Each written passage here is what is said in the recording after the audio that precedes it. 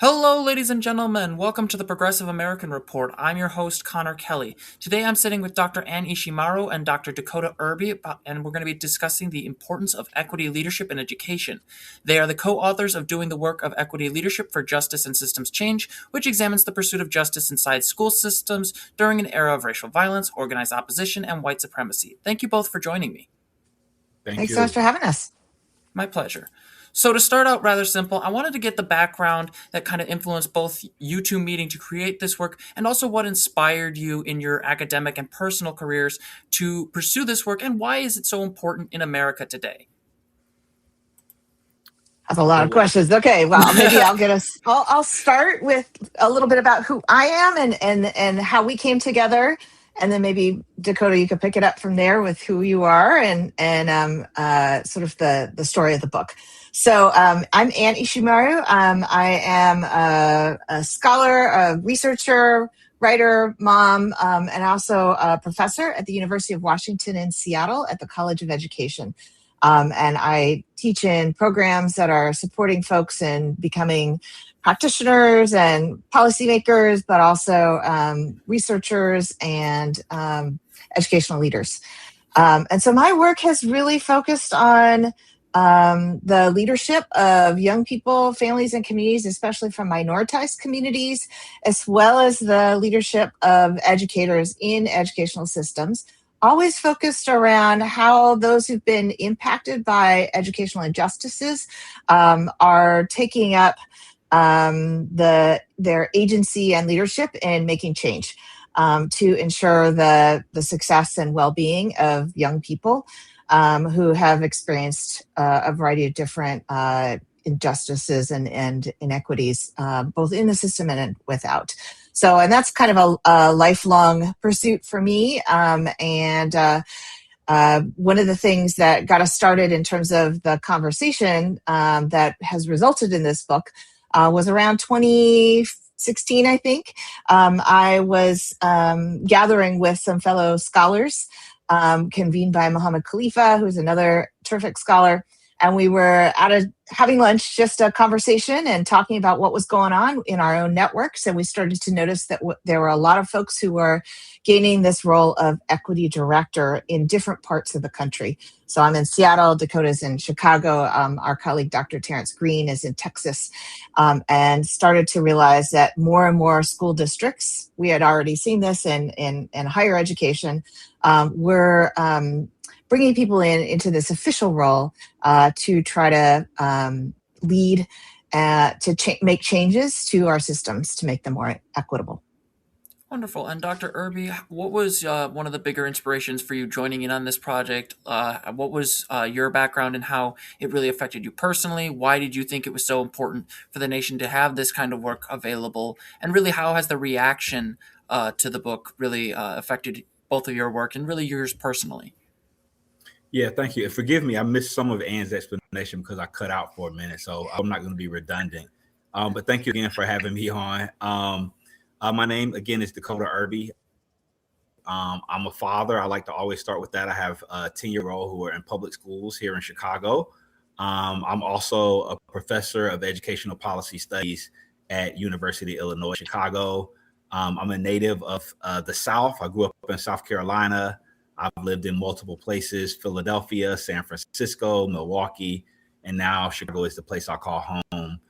I think that there's kind of three things that have kind of really driven my scholarship and my interest in the kind of work that we're doing. First is the importance of struggle, and that struggle is necessary to make progress. Progress is possible with struggle. And finally, that equity and justice is imperative, and we keep commitments to equity and justice at the center of everything we do. Ann and my colleague Terrence share a lot of those same kind of commitments. They're people who push me intellectually to think about issues of struggle, to question what progress means, even though I do believe progress is possible. So the lunch conversation that we had several years ago is what really led us into exploring this book. And we started, before this current moment, really thinking about Trayvon Martin, thinking about the rise in commitments to do something different that came about after George Zimmerman was acquitted of the fatal shooting of Trayvon Martin. And that's where we saw the rise actually of the Million Hoodies movement. That's when we first got the tag of Black Lives Matter, even though it didn't take off until much later. Ferguson happened. So there were all of these flashpoints building around these, shootings of Black people and of, people of color. So this kind of like, state violence against Black bodies, which is not new. But one of the things that was unique about this particular moment in which equity leaders started to more deeply engage in the work in districts within district systems was that these were instances where we had, for example, a 911 call that people listened to. This is when we would see things put on the television, things put on the, social media once social media started to become more prominent. And so all of a sudden you had a situation where a combination of, the request for release of, audio and information on the one hand, and on the other hand, everyday people being able to take up media in a more kind of democratic way and actually show what's happening, that actually compelled people to start thinking more about what should be done. And we organized the book in some ways around that beginning point, and then led up to the current moment. We were supposed to turn the book into the publisher in November of 2024. We're academics, so we were late. That ended up working out in our favor because, Donald Trump was elected to his second term as president of the United States. And that the fact that we were a little late getting the book to the publishers gave us the opportunity to really think about what we learned over almost a decade of research meant for this current moment now. And that's when we reframed the book's significance, not only as learning about what equity leadership entails, but also thinking about documenting the work that people have done in response to the kinds of violence that we've seen over the years, and making sure that the work that people have done is not erased. Perfect. And it does sound to me like this was very much like a almost grassroots academia like approach that I would describe it as. But the other side of this is you mentioned Trayvon Martin, Dr. Irby, and the acquittal of his killer. I think the thing that is especially pertinent to me here is we're not just talking about education as an abstract teaching moment or as a teaching institution, but we're talking about it as a matter of our relationship to the state, to our government, to our democracy. Insofar as the reaction to Trayvon Martin's death and then subsequently the officer's acquittal, or the acquittal, how has that political violence influenced not only your approach to this book, but also how you've interacted with other media figures talking about it, trying to inform people of the significance of anti-Black violence, and really how has that impact played a role in just how you've interacted with the backlash? I know both you mentioned the Tea Party reaction to the Obama administration's attempts to deal with unequal treatment. But could you go into a little bit more about that? Yeah, I can. I'm happy to get us started. So, I part of it is, we do work primarily as as academics, right? As researchers, as people who have a commitment to conducting systematic inquiry to understand, new phenomena that we explore in this book is, what we call equity leadership, formal equity leadership. So people who are engaged in formal roles and informal positions to engage in trying to make school systems better. And yes, were important points, but one of the ways that the geography of racial violence has really shaped some of our research specifically is that there were areas in the South that we weren't able to actually get to consent to participate in our project. So our book and what we've learned is large part, what we've written about is in large part comes from places that are more democratic leaning politically, and that many of the districts and the school sites that we work with have more progressive ideas about what should be happening in schools than, say, for example, my home state of South Carolina or Georgia, which is where, Trayvon Martin was killed when he was in Georgia. So there's these regional differences that we see. And it's been interesting because we've had the opportunity since we released the book to talk to people in different regions in different parts of the country. And one of the things that I've realized is that the conversation is very different in different parts of the country. Even the questions that folks are asking are very different. The questions that you ask are very different than the questions that people in the South would ask. In the South, some of the questions are in certain areas of the country. Many of the questions are about, this idea of like, what do we do in place of the kind of like, this state kind of, repression of books, of, the rollback, and not even only a rollback, a hostility towards LGBTQIA people and their rights, a hostility towards immigrants, a hostility towards, Black people, right? And so it's been interesting to see how they are thinking about, and in certain areas, people are thinking about, what do we do? Because it's not really an option necessarily of whether we, I guess the political moment that we're in right now already started in certain areas of the country is the easiest way to say it, right? So they're already thinking about changing it. They've already changed how they talk about justice work and equity work, right? Many of those places have already conceded and said that, we can't read these particular sets of books. This is the law now. This is how teachers have to move now. And so there's other places that are different. Anne lives in Seattle. If you think about places like California, if we think about recently what happened in Minnesota, if we think about Illinois and Chicago, we have a kind of, I would say, a much more expansive and robust set of options in front of us in terms of like, what do we do in a current moment like now? Than in some places where their conversations are really trying to figure out, how do we pivot work? How do we move the work? Whereas in places like Chicago, some of the questions is like, do we double down on what we've been doing, which Chicago Public Schools has, or do we concede some things, and what are the benefits or the detriments of doing the other? And so those begin to be, it's a different set of conversations happening in different places around the country.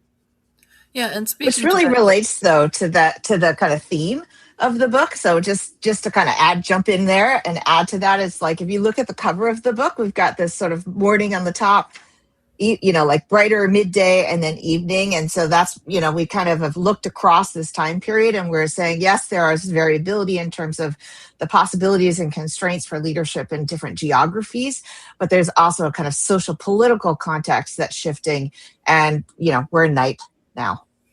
Yeah, and I think that the other side of this, and this is where I think it's helpful that we have both of you here, because you're like Dr. Irby's in Chicago, Dr. Ishimaru, you're in Seattle, like Dr. Irby mentioned.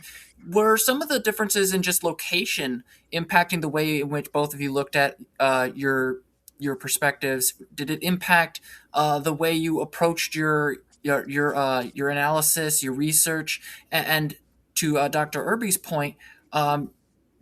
Did the partisan influence raise any concerns in your research? I'll let Dr. Ishimaru answer that, since I've been kind of harping on Dr. Irby. I think one of the things that has become very clear in the last couple of years, there used to be this idea that schools were a little bit outside of the political realm. And I think that we no longer are arguing, that school and schooling is always tied up in politics, and there are always political dimensions to school and schooling. So, I think that's one of the things that we know. I think in an earlier time, many scholars were feeling like they were trying to make that more visible, and it's very visible right now. I think there are ways in which the different the school districts that we studied. So after that initial round of really trying to understand what the folks in these more formal roles were doing, we realized that it wasn't only about what those individuals were doing, that there was equity leadership that was happening across systems, spread across multiple people. And one of the things that is a kind of shortcoming of a lot of the work that's happened out there is that it's often very short, very episodic. We get a kind of snapshot in a given moment, and maybe it lasts 6 months, maybe it's 9 months. And we thought, you know what, I think we need a longer view of when we think about things as deeply entrenched and historically rooted as the kind of inequities for different, for different student populations. Just a snapshot at any given moment doesn't really tell us very much. So we undertook, with the support of the Spencer Foundation, longitudinal study, in particular of 3 different districts.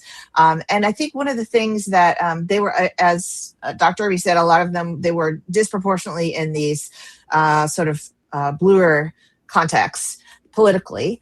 But I do think that some of the context of the specifics of those particular cities, and especially the suburban communities, where we saw very small departments, or sometimes a one-person office of really trying to lead change, and the kind of complexity and challenges that those folks face, not just, as evening fell, but from the very beginning. So we had especially Black women who were in the vanguard in many of these systems. But I think that the thing that we kind of saw that was kind of a difference or striking was kind of between more the sort of large urban and the smaller suburban communities.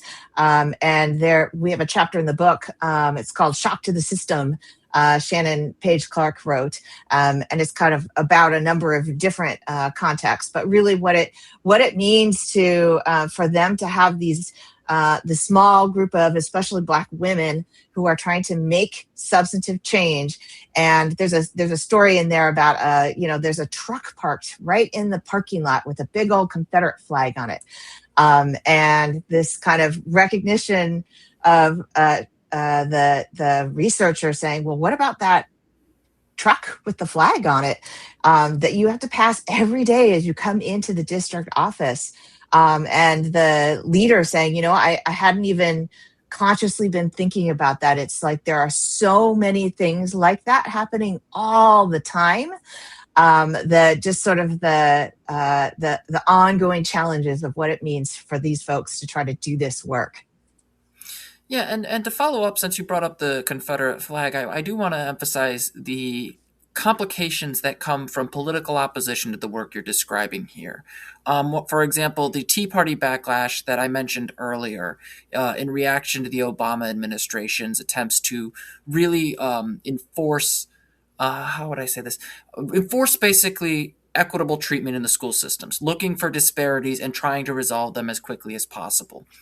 In terms of the long-term opposition to equity work, what were some of the responses that you received when you were doing this research? What were some of the ways in which you tried to account for those, not only in interacting with your larger project, but also interacting with the writers that you emphasize in this book? I'll let Dr. Ishimaru answer first, and then Dr. Irby, you can answer next. So you have to kind of put ourselves back in this time frame. So as we think about like the other piece, in addition to actually Trayvon Martin was kind of like the beginning of this. The Obama administration issued a Dear Colleague letter, as you said, to get districts to put them on notice that they had these discipline disproportionalities that they needed to address. And so it's so I don't know. Ironic, of course, that then right as we're publishing this book, we've got a new Dear Colleague letter that comes out from the Trump administration. But during this time frame, like in the morning time, there was really a lot of scrambling and people just trying to figure out what is it that we're supposed to do.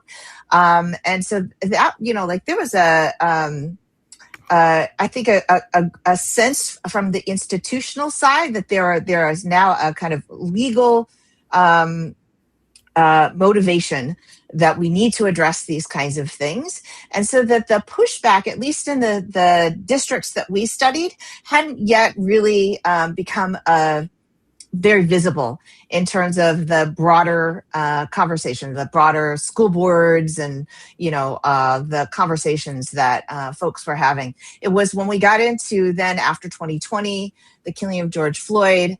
We're still mid-pandemic at that point. That's when there was just an outpouring, and all of these organizations had this sense of urgency. There were actually resources flowing towards this work.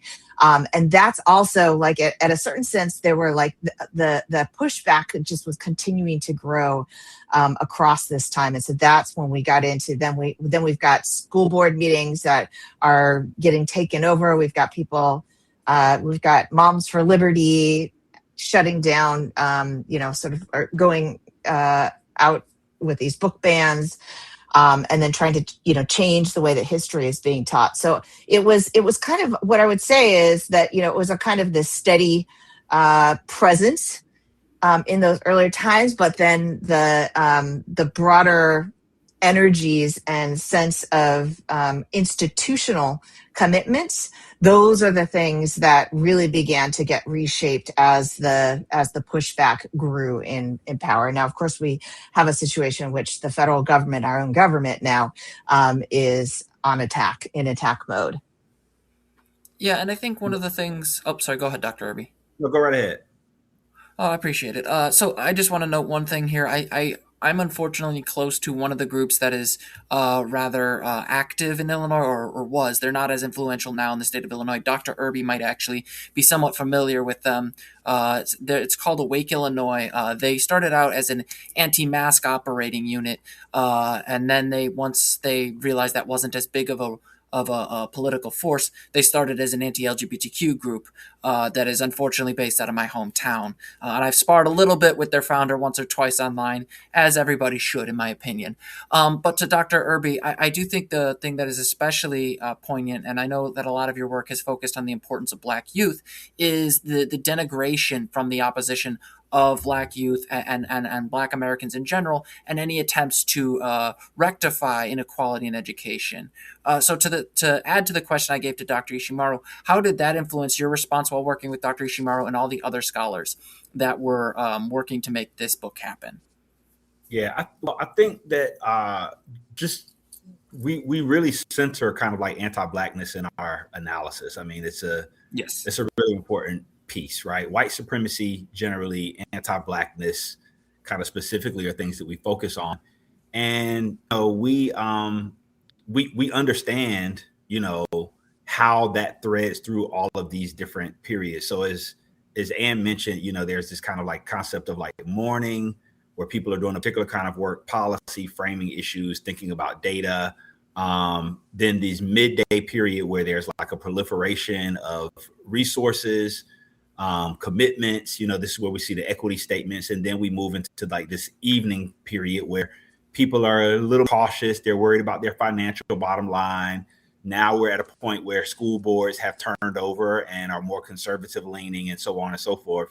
But underneath, throughout, what we know throughout is that there's always been this sentiment, this conservative sentiment throughout. So whether we could name them, like you mentioned some groups. We could also think about, when people profess Black Lives Matter, then we saw Blue Lives Matter, right? So there's all of these different kind of seemingly, the anti-critical race theory, the specificity that there's these seemingly kind of like disparate kind of things happening, but it's all part of a common kind of undercurrent where people have these kind of words and ways of speaking to one another.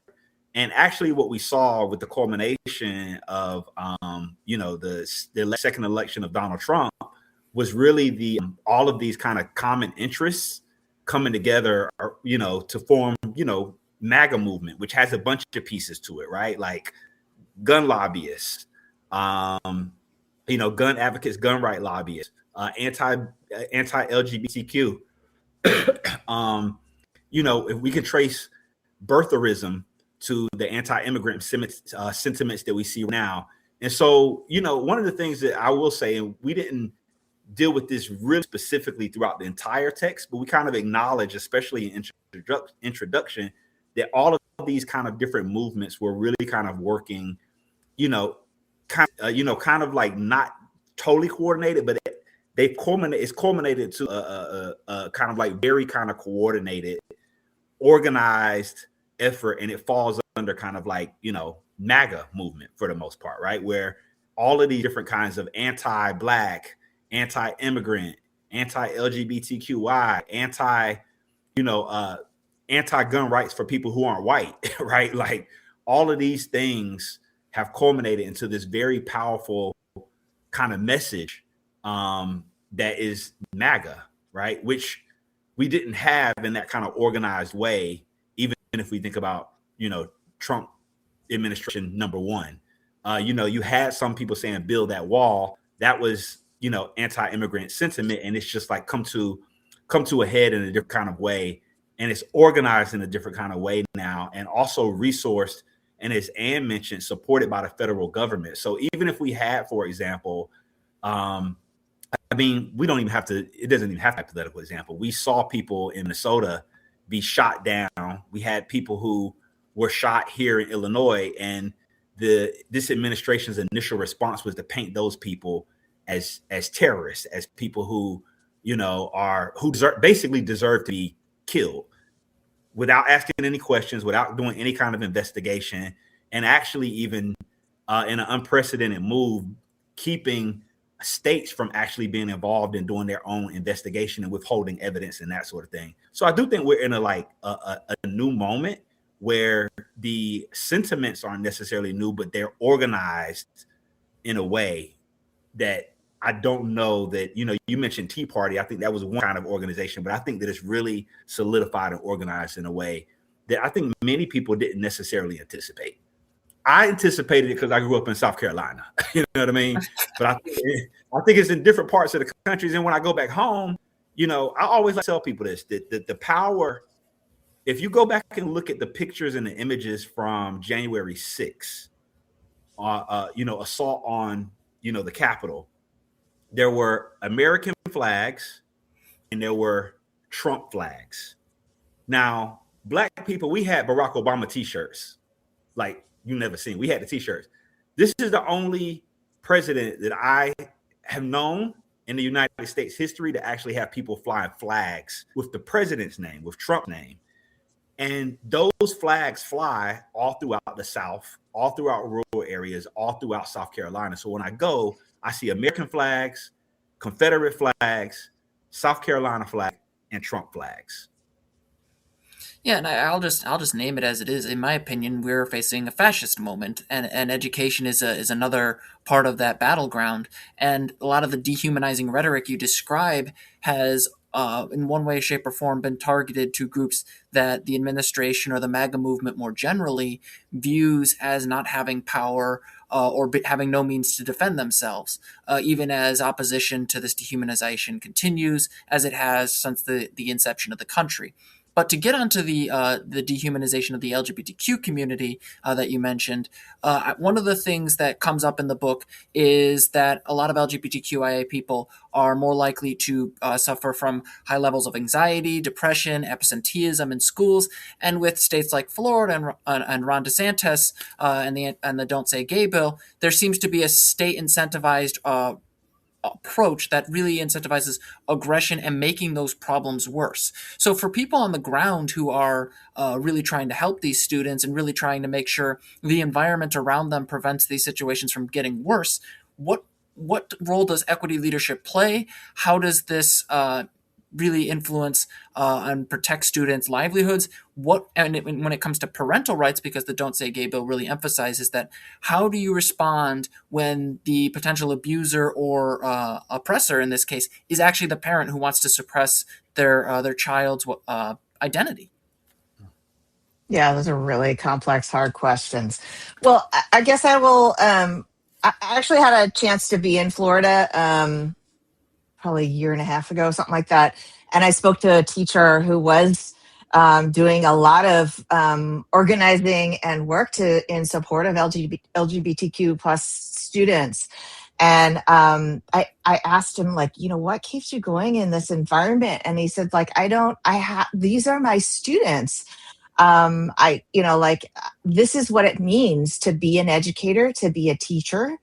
The kind of when I have these relationships with students and I see them being harmed, that it's part of my job as an educator to stand up for them. And so I think that's one of the things that I've been thinking about a lot as people have asked this question. As I said, as we over the years, as we developed this body of work and as we partnered with these different practitioners in making sense of the work that they were doing, near the end, one of the things that one of the chapters we came to was this one about there was a group of Black women principals who realized, they were kind of dissatisfied with what was happening at the district level. And they realized that they needed to take on the kind of systems equity leadership work. They hadn't been charged with it. They weren't given any role. Nobody told them they could do it, but they decided that they needed to take that up because they were educators, because they were community members, because they cared for the young people in their schools and in their charge. And so I think that's a kind of powerful idea to me, even in these places that are very hostile, is that educators can take up that kind of leadership in whatever context they're in. In this case, this was a teacher trying to do some state level work. But really being grounded in trying to support young people in being themselves and being well. So the conversation with parents is also another very complicated one because, I think some of my other work has to do with the role of families. And I guess one thing that I just would offer is that we also think about that we think about families. On the one hand, getting much more clear, much more explicit about which families we're talking about at any given moment. It's not all families. But then also thinking about the kind of important that family of the heart play. In this case, I think even that educator I was talking to, probably the young person might think of him as kind of a family of the heart, an uncle in that sense. And that there are also chosen family who play a really crucial role in young people's lives. And so some of the trying to tease apart some of those distinctions becomes really important for actually focusing on young people and what they need to be well. Yeah. And Dr. Irby, if you'd like to. Yeah, I think I would add in terms of what can people do is, we're in a moment right now. I believe it's a moment. I think it's going to last a little while, but it is a moment. We have to, I think as part of this moment, we have to make sure we are committed to maintaining public institutions.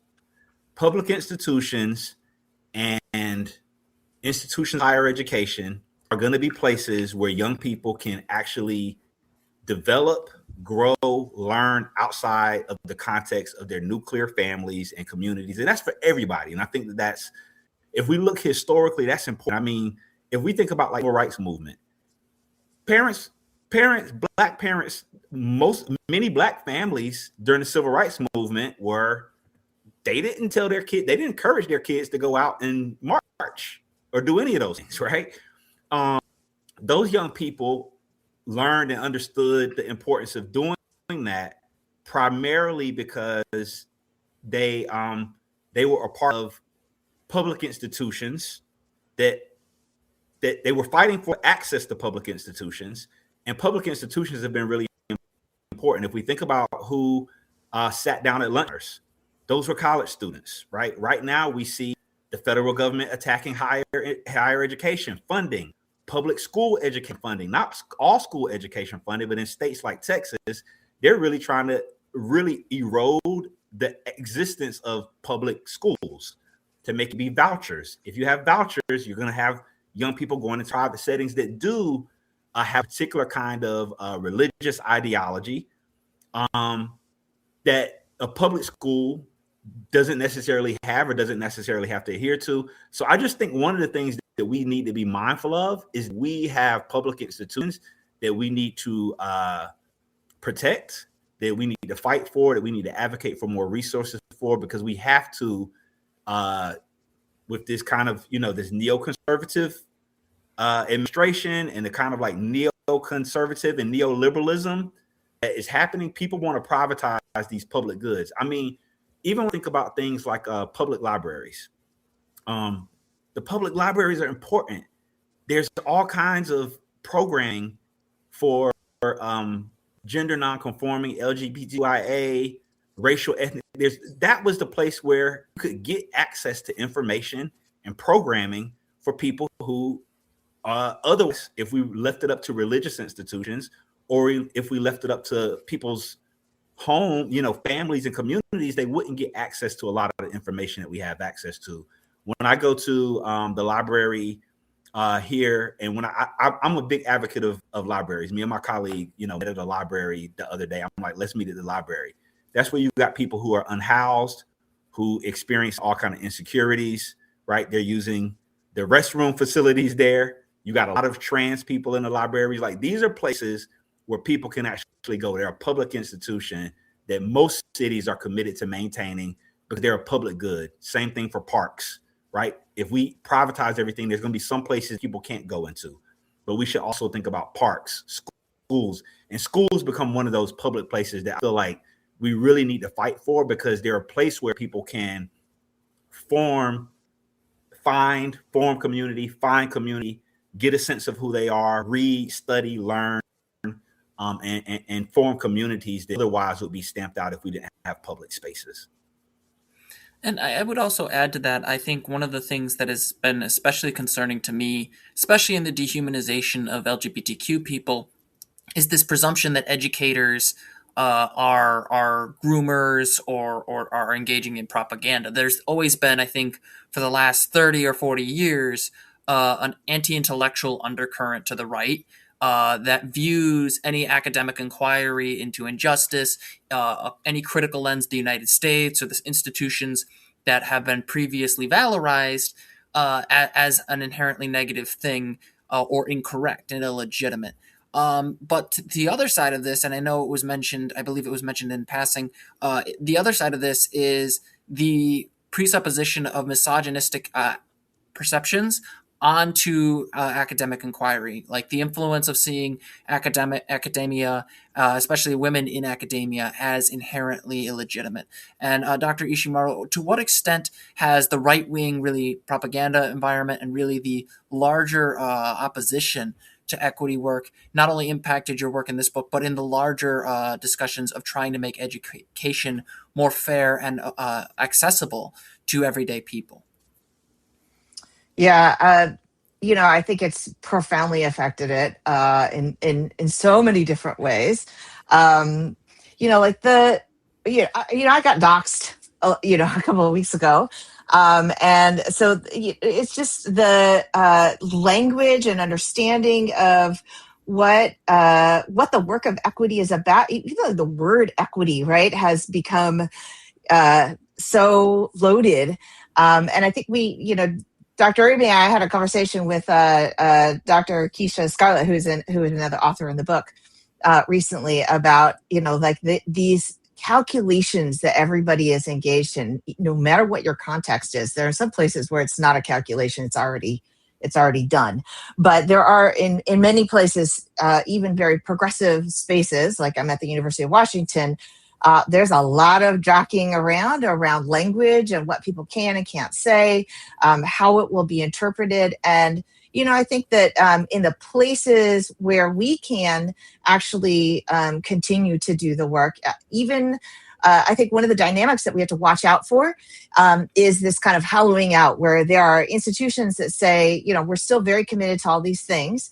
And at the same time, all of the resources, the infrastructure, the roles, all of those things are getting pulled when in the face of budget cuts, in the face of, like high stakes decisions to preserve the institution.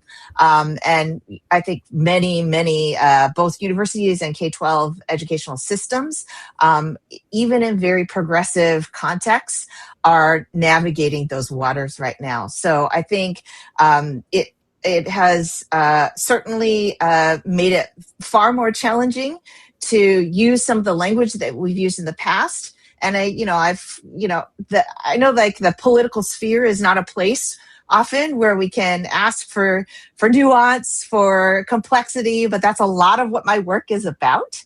And so that's also been very challenging to be able to narrate some of the tensions that are inherent in some of the work. Like just like one of the early chapters is by Dr. Latish Reed, and she talks about some of the tensions that are unfolding as she's trying to advocate for LGBTQ plus inclusion policy.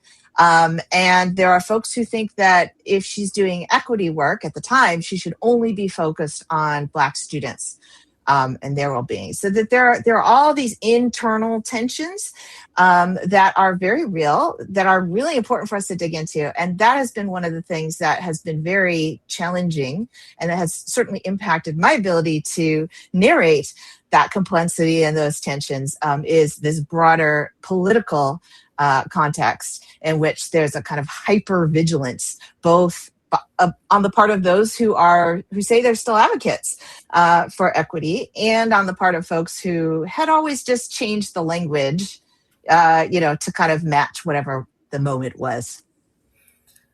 And I will say, like, just for a little bit of background on some of the work I've done. So for those who don't know, I know I've mentioned it in my bio on my website, but I have a master's degree in political science, and much of my work has been shaped by women, both in academia and also in the political environment. One of the last campaigns I was actually on was for State Senator Laura Ellman's campaign during the petition season leading up to the primary.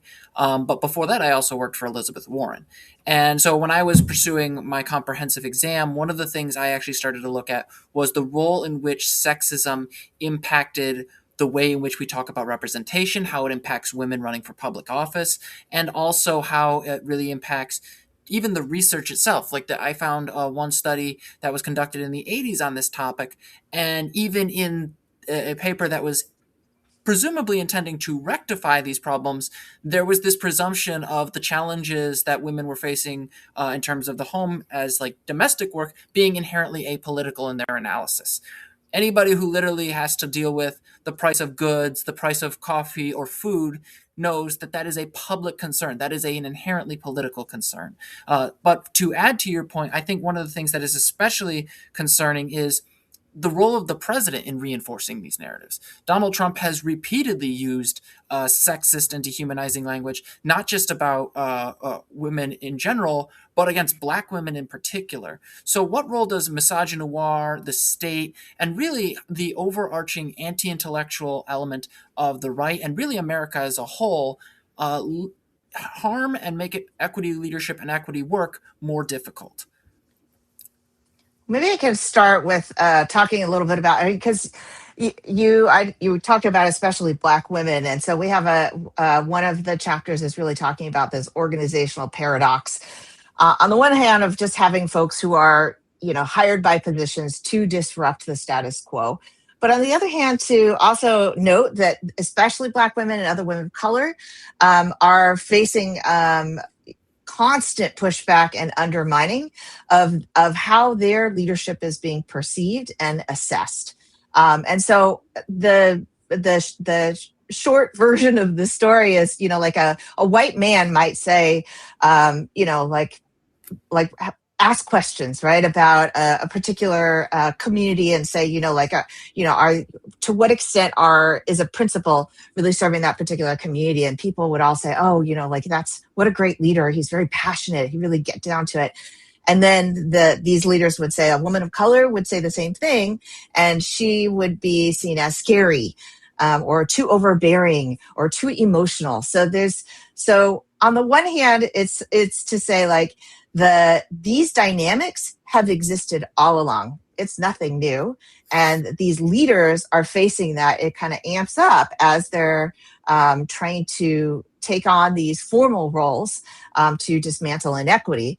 Then you add on this kind of the federal love, the narratives coming out, not just from the president, but from other politicians. And there's this constant narrative that is doubling down on all that. It's emboldening all of the dynamics that already existed. Yeah. it shows up in every way possible.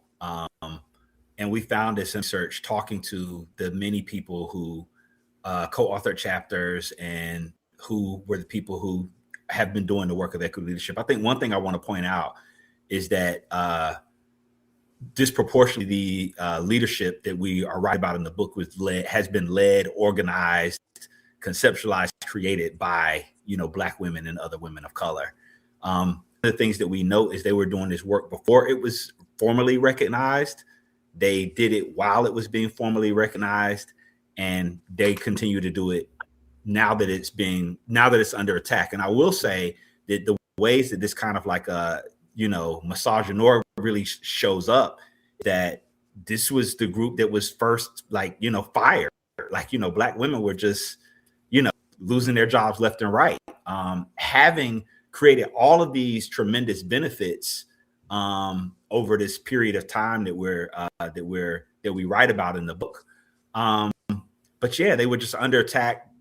Everything from death threats to microaggressions and disrespect, as Ann was mentioning, but also inadequate resources, being given tasks, responsibilities, and roles to do with inadequate resources, despite in our research us finding that people who were in similar positions who were men had less education. So now we're getting to, they had less educational credentials. The Black women in our study were the most highly educated, had the most educational credentials, but were given the fewest resources, oftentimes even given the least amount of positional authority within the school systems they were working in. So while men came in and they thought about themselves as having a high level of autonomy, and they were like innovators, they used language of innovation and creation. And then Black women were given like a specialist position off in the corner in this small office and given no resources. So it was just to see the huge difference in how women who were highly educated, had been doing the work, did the work brilliantly and with tremendous courage and creativity, were treated. And it's not that their male peers weren't creative and courageous, is that, they moved from, for example, like the nonprofit world into a school, or they may have not had the educational credentials that many of the women had. And sometimes, even though they didn't have those credentials, the resources they were given, the amount of benefit of the doubt they were given, the respect they were given, allowed them to move the work forward in ways that a lot of the women in our research project described not necessarily being able to do, because of all of these forces working against them, despite all of the experiential and knowledge that they brought to their work. Yeah, and I just want to also add to that, just to kind of, I think it's important to also include like an interdisciplinary perspective here, because one of the things that I've encountered in my political science environment is that same undermining of women when running for public office. Women in the research that I found were actually more likely to run later in life, because from a young age they were treated differently, and they internalized that over time.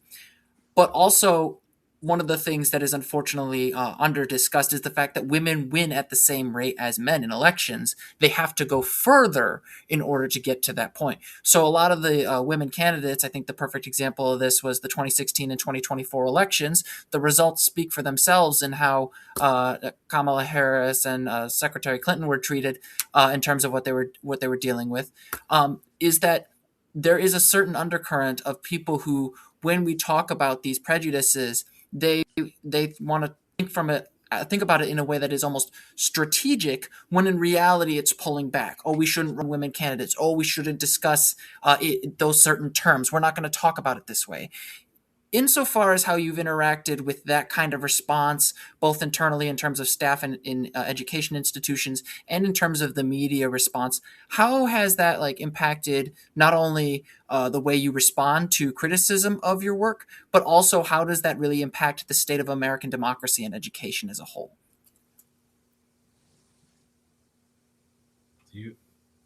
That was an open-ended question. I apologize for that. That was for whoever wanted to jump on it first. Okay, yeah. Try to answer it. I think I'm getting the question. It was kind of a comment that rolled into a question. So, Yes. So I think there's one other thing that I kind of want to add, and that's so this kind of speaks to what you're talking about, like the level of kind of like well, one thing that I wanted to mention was that one of the things related to what you're talking about is that there's a chapter in the book called "The Fruits of Unsuccessful like Leadership," right? And it was interesting because one of the things that happened is that early on, in particular, a lot of I think probably I almost want to say all of the women narrated the work that they've been doing as relatively inconsequential early on. This is when we were doing interviews with people. They were saying, I've been putting forth all this effort. I've done these things. I've put forth these policies. I work with the board in these ways. And then they would say, I'm exhausted. I'm tired. And work, unfortunately, didn't make a difference. One of the things that is unique about our book is because we looked over an extended period of time, we were actually able to document the ways that their work, even though they narrated as being inconsequential early on, was actually the fruits of it actually, and it started to blossom later as other people started to inherit the work that they did. So for example, you mentioned the LGBTQIA plus policy chapter that was written by Dr. Latish Reed. She was one of the people who wrote about this LGBTQIA policy, but she also, can look now and see all of the benefits of the policies that she didn't think were even going to be implemented, that weren't going to matter. And so that's stuff that she can look back at, but at the time didn't feel like it was going to, it made a difference. So I mention that because when you think about, I'm thinking about, I can't help but he's a son of Greenville, Jesse Jackson, who we just laid to rest this week. He ran for president, right? A lot of people like Eddie Murphy and every black comedian clown Jesse Jackson for decades. You know what I mean? Like he was a running joke. Like Jesse Jackson ran for president. Did he really think he was going to win? That was an ongoing narrative, but he planted the seed, the ideas. He created the print. This is the person who created the Rainbow Push Coalition at a time when we were coming out of the civil rights movement and black leaders thought we should be really focusing and doubling down on black issues. And he was the person who was like, actually create a rainbow coalition. We need to work with and we need to collaborate with, the Latino community, with Asians. That laid the ground for Harold Washington. Then we moved forward and so on. And this was the playbook that Barack Obama used, right? So even think about, Kamala Harris, if we think about, all of the women like Elizabeth Warren, right? They're planting the seeds for like my daughter, you know what I mean? Like, and we don't know how and when the fruit of those seeds being planted are actually going to start to sprout and blossom. But I think part of it is having this, my pastor at my church talks about that hope is really kind of like imagination. And so even though we may not have the hope / imagination, the young people who are coming behind or who saw this particular moment undoubtedly have a different kind of imagination and have the gift of time on their side in a way that someone who's 50 or 55 doesn't have. So, God willing, has a long lifetime runway. And so I think that those are the kind of things that I think are important. We continue to keep the story of, Hillary Clinton, Elizabeth Warren, right? Like, all of these folks, Kamala Harris, we got to keep their stories alive. And so when I talked about the importance of why we thought this book was significant in this particular era, was that we wanted to make sure these stories were kept alive. We wanted to make sure that we told the stories of predominantly the women, right? There's men who did this work too, but most of this was done by women. We want to document this work. We don't want it to be erased because this is all information that, in the future, young people, we're hoping, who are in education now, may one day pick up and be able to kind of like run with and build on. Yeah, and just go ahead. Go ahead. I just want to add, it's sort of like, I think, as we were like, I literally was drafting the conclusion on inauguration day, right? And so really trying to think about, like, how do we make sense of this, and how does this speak to the current moment, and this idea, like, and this notion that night is falling right now. And I think that's what Decoteau is talking about, is really putting the work of the last 10 years in a longer historical arc, right? And understanding that even in this moment right now, there are we're part of this much longer arc of history and of efforts to make our schools more just, of efforts to realize this whole idea of democracy, all of those things. And so, as this night has fallen, really trying to help people think about, what does it mean? What do we have to do at night, right? We have to, hold on to the lessons of the prior day. We have to reflect on it. We have to strategize and think differently about how we're moving. That some of the places, like we said earlier, are going to be places where the work has to go underground. And then we think historically about, the cover of darkness as a context for continuing to, quote unquote, do the work, right? That the Underground Railroad happened under cover of darkness. And then other places, it's going to have to be a kind of beacon of light, but that there is going to be a new day ahead. And like Dr. Irby said, it's going to be a while, but folks are going to continue to do this work. It's rooted in these much longer histories of trying to, reshape the conditions and the possibilities, both for young people to be well, but also for schools to realize their promise of educating and enabling us to have a democratic society. And I just want to kind of circle back to that defiance that you guys are talking about. I know, Dr. Ishimaru, you were recently doxxed, and that hostility is related to your work. Firstly, I want to say I'm sorry you're going through that. That's a horrible thing. I wouldn't wish that on my worst enemy. But I would like to say, would like to know, how has, on a personal level, that opposition affected you? How have you taken the lessons from this book in the way that you approach your advocacy and your educational work? And also, for other people who are trying to do the same work, what advice would you give them if they find themselves in a similar situation? Yeah, I mean, on the one hand, thank you. I appreciate acknowledging that the doxing, unfortunately, has been a dynamic that many, especially women of color scholars, experienced. I would say disproportionately women of color who do critical work have experienced. So I am by no means alone. Part of the lessons that I took from that, I think one is, really thinking about what does it mean to for a whole community to step forward and to really encourage everybody to take up their agency, their responsibility, their leadership, especially as we think about young people and protecting our children.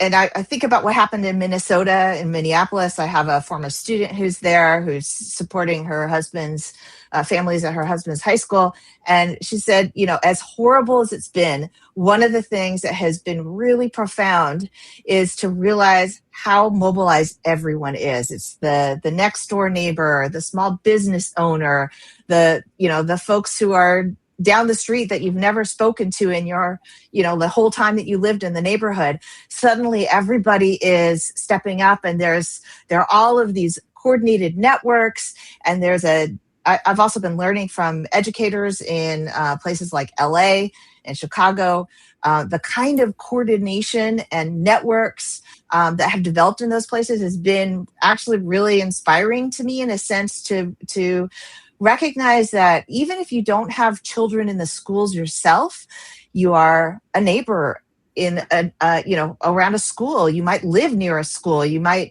be a business where kids come.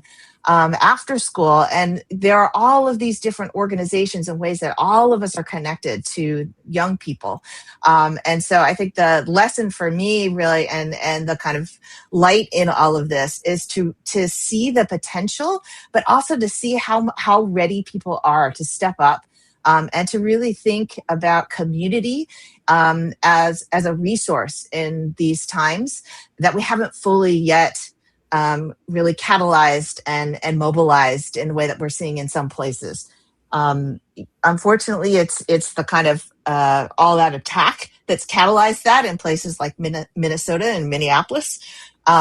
But it also is a light or a source of hope for me, because I can see how many folks are willing to step up.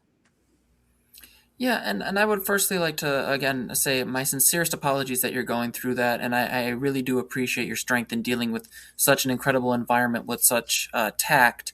But Dr. Irby, seeing a colleague and a friend deal with such an environment, seeing other colleagues of yours who have to deal with this, especially in the South, how has being a witness to that kind of hostility, being a witness to that state-sponsored endorsement of this kind of activity, influence your reaction to it? How can more people who are trying to oppose such dehumanizing rhetoric learn not only from Dr. Ishimaru's example, but the work that you have been doing up until this point? Yeah, now I was kind of smiling when you were asking that question, because I always think about fights. You know, like I feel like I just encourage people to fight, be fighters. And I think part of it is to fight for people and for the ideals and the values. So I talked a little bit earlier about, like, public spaces, right? That's something that I'm committed to always fighting for. And when Ann was telling me about what was going on, like I was kind of ready to fight. I think part of what I'm learning in this is the importance of understanding power, and understanding that power can come from multiple different things. It can come from people and collectives, and there can be power in people. There's power in resources that you may have. There's power in words and what you say and what you're willing to say. There's also some power. You can also lose power by changing things that you feel compelled to say, and talking about things in a way. You can give away your power by being silent. You can give away your power by not voting, right? You can be powerful by voting. I'm seeing the sign that you have behind you. So I think some of it is trying to everybody to figure out, like, how are you willing to fight? And whatever that way is that you're willing to fight, then do that. And I would also say, in addition to how are you willing to fight, like, what fight is a little bit scary for you? That's the fight, right? That I feel like that's important. And what we've seen is that, and what we saw in our book, were people who, what we started to call it, like, coloring outside the lines, people who fought for what they really believed in these systems. And it was almost always the instances when people did something a little bit outside of what the institution expected or wanted them to do, is when we saw people actually get results and get change. So I think that it's not only a fight, it's fight in a way that the system typically would not want you to fight. So if you're a voter, yes, vote, but also get out and do something else. Like, don't just vote this time. Find a candidate you believe in and support that candidate by canvassing, by one of the things that I do is I do a lot of working with folks to raise money, right? So I teach people how to do grassroots fundraising, and we do call parties, right? And I really focus kind of like on the local level, like aldermen's races and those sorts of things. But so do something a little bit above and beyond what your normal fight is, to just, like, kind of, just push yourself to kind of, like, and I feel that if everybody does that, you fight your normal fight, and you're willing to take on one new kind of way of exercising power to fight, I feel like that the cumulative kind of collective power that actually generates is pretty tremendous. That might be making a donation to a political candidate or to a cause that you're committed to. It might be doing a call party. It might be doing something other than just your regular kind of voting. Or if you've never voted before, your vote might be your way of fighting. You know what I mean? So I think, or it could be somebody running for something, right? The parent teacher organization, right? Join the PTO, run to be president of the PTO. In Chicago, we have local school councils. Participate in that. So I feel like if people can step outside of their kind of normal fight and take their fight up a level in a different kind of way, I think that's really important. And we know the thing that gives me hope about when people start to do that is it actually works. To have fought against the current administration, they get positive results, right? We saw that in Illinois, we saw it in Minnesota, we saw it in Illinois, we saw it in LA, we saw it in universities, right? Who said, no, we're gonna kind of fight, right?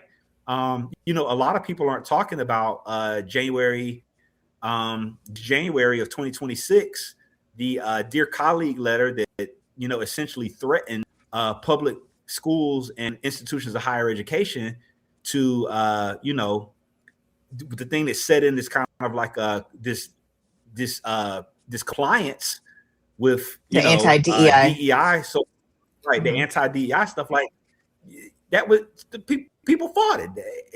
Like the unions fought it. Well, the Trump ACLU administration dropped their appeal. They appeal, right? So I think part of the lesson that we know, we look historically, and if we look at what's happening right now, you got to fight. So I think that that's the important thing that I've been taking from this particular moment.